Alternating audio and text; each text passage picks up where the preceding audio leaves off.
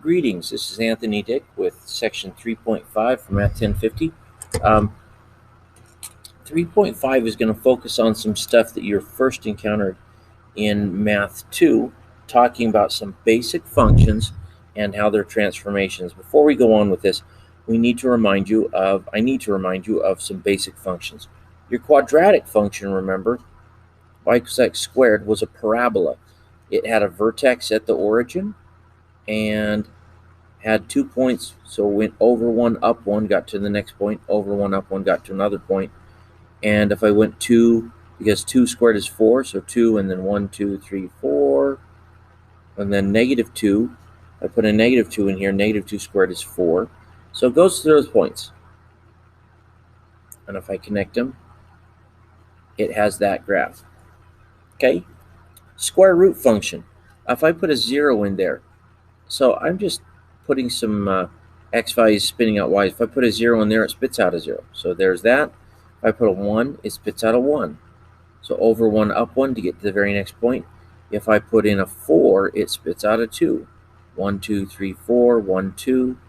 And there's some points to get that. No, I didn't go into the negatives because if I put a negative number in there, it's undefined. So anything that's negative, it's not defined. Okay? The cubic function. If I put a 0, 0 cubed is 0, but 1 cubed, 1 times 1 times 1 is 1. Negative 1 cubed is negative 1. If I put a 2 in here for the x, so I put 0, 0, 1, 1, negative 1, negative 1. If I put a 2 in there, 2 times 2 times 2 is 8. 1, 2, 1, 2, 3, 4, 5, 6, 7, 8 right there. And negative 2 would give me negative 8. So this is kind of this swoopy thing that goes down there. Okay, a cubed root function is just this one rotated. So it looks like such. It's kind of like a sideways cubic function. Okay, and an absolute value function. Remember, this one looks like a V. So these are graphs of some basic functions. And this assignment is a whole lot easier if you have these shapes stuck in your head.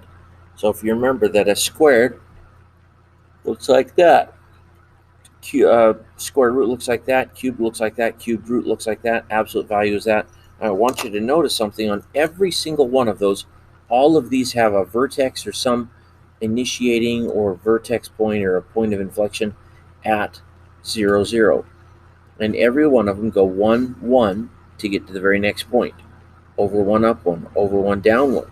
You're over 1, up 1, over 1, down 1. You're over 1, up 1, over 1, up 1. It always has that 1-to-1 ratio to get to its very next point. Now, what we're going to look at is transformations. How do we get these graphs and transform them? Now, the first kind of transformation we need to look at is a horizontal and a vertical shift. Okay? Now, the principle is this. Let's move it back. The principle is this.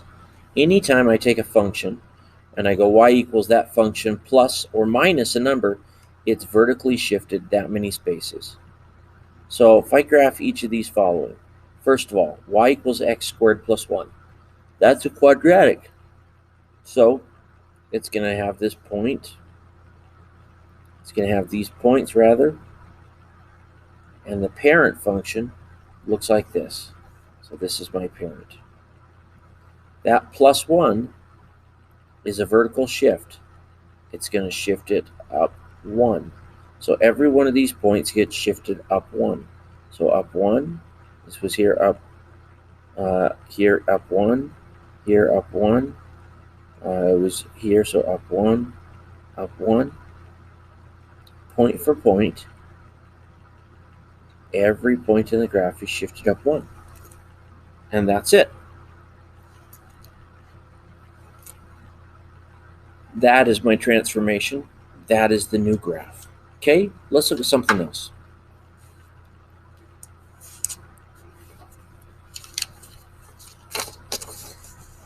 y equals the absolute value of x plus 3.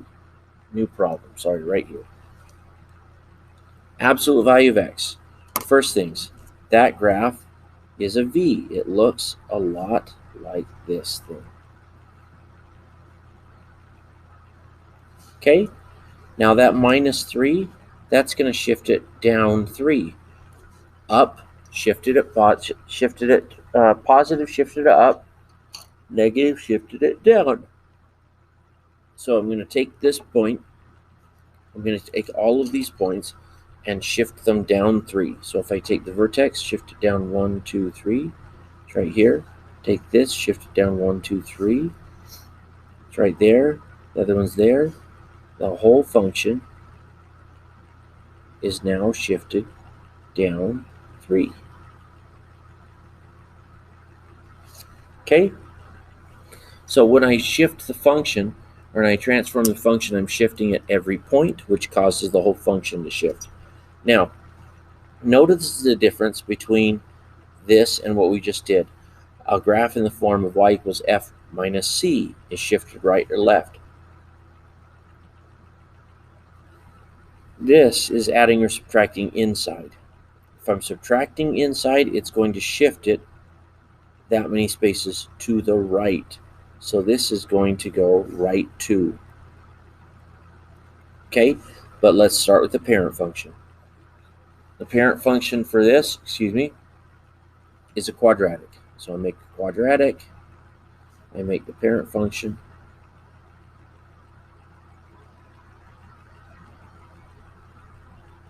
Almost went too far there. Minus 2, it's going to take every one of these points, starts here, go 1, 2, here, 1, 2, here, 1, 2, this point here, 1, 2, this point here, 1, 2.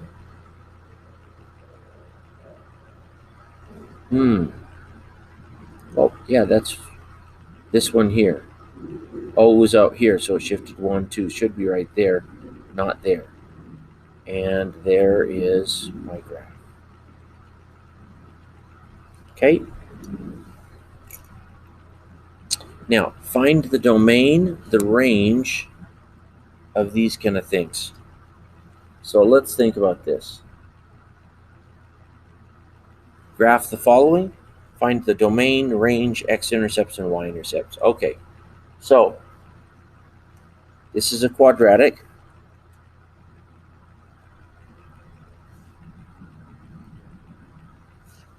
Which means my parent function looks like that.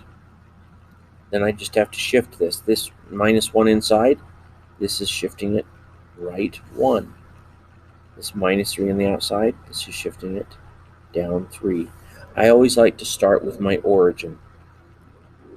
The parent function went through here. So if I took this point and I shifted it right 1 and down 1, 2, 3, there it is. Now remember how I had that 1-to-1 ratio? It has not been stretched. That 1-to-1 ratio will be preserved. So over 1, up 1, over 1, up 1, and then I could go over 2, up 1, 2, 3, 4, over 2 and up 1, 2, 3, 4. There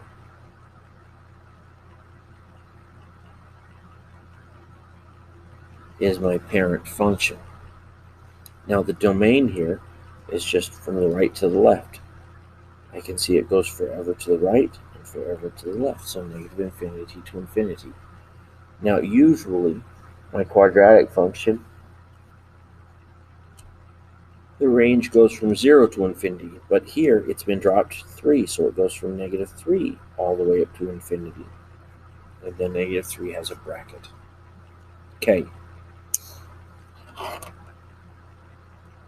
Oh, you know what? What I should have done is I should have done the parent function first. That's what it wanted me to do. There's my function, parent function of y equals x squared. And then if I shift it right 1 and down 3, every one of these points has been shifted right 1 down 3. And there it is.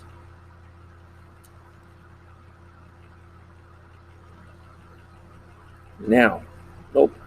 x-intercept. I should have done this with y-intercepts. X-intercepts were crossing the x-axis. Well, I can see that it's between 2 and 3 and between 0 and -1.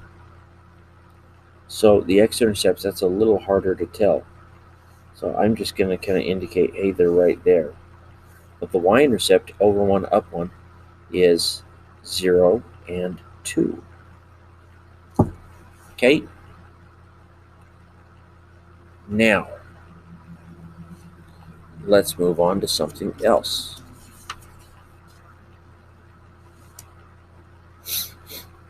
Reflections are another kind of transformation.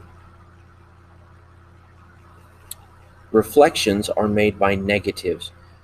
For example, g of x equals the negative square root of x. If the negative is outside the function like that, it's flipped over the x-axis. In other words, flipped side to side. Or no, excuse me, I'm sorry, upside down. If the negative is inside the function, it's reflected over the y-axis. In other words, right to left.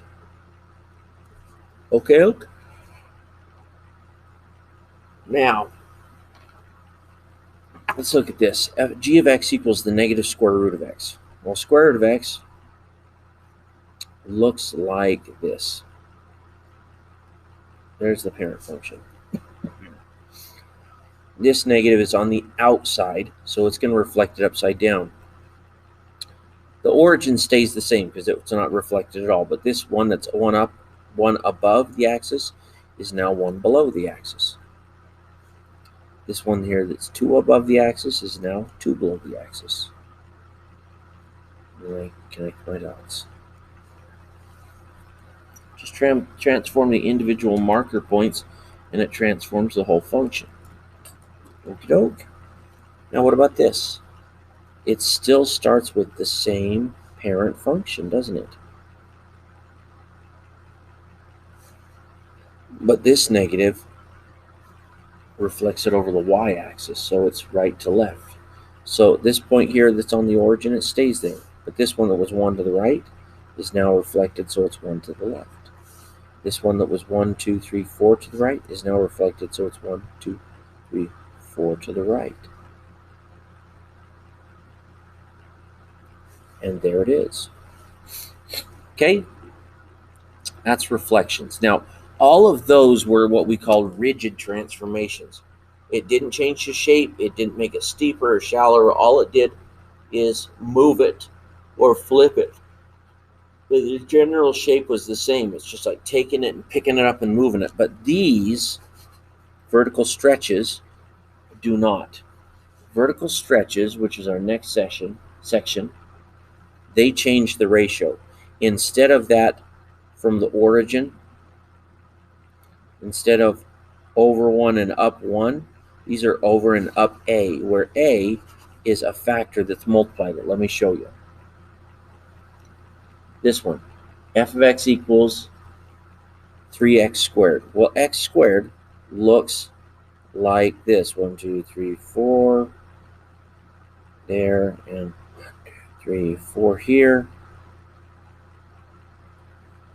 It's a parabola. Looks a lot like that. So all I do is the origin stays at the origin. But this point here, where it was over 1, up 1, is now over 1, up 1, 2, 3. Okay? And this one that was over 1, over 2, up 4. If I put a 2 in here, 2 squared is 4, 3 times 4 is 12. So it's multiplied by 3. Over 1 and over 2 and up 1, 2, 3, 6, 7, 8, 9, 10, 11, 12. Really, these first 3 points should do it. Just the distance, rather than being 1 to 1, like it was on all of the other transformations, it is now 1 to whatever that number is. So I sketch in that quickly, knowing full well that I can always punch in more dots if I need it more specifically. Okay? So this works no matter what the value. F of x equals 1/2 squared of x. Here is square root of x. The square root of x starts there, over 1 up 1, and has the second point out here. So there it is.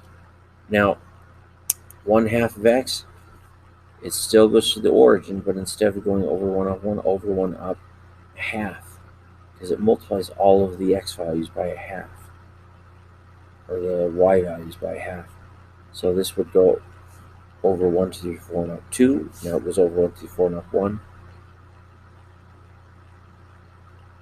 There it is. Okay, now what we're going to talk about next time is putting these transformations all together into one shot. Oh, I don't think you could see that. I'm sorry. So the square root functions, this was my square root function, and I went over 1 up 1 to get to that first point, where it's 1/2 square root of x, it went over 1 up a half. This, instead of over 4, 1, 2, 3, 4, up 2, went over 4 and up 1. So the vertical distance has been halved. Okay, next time we'll start putting them all together. Okay, guys, thank you.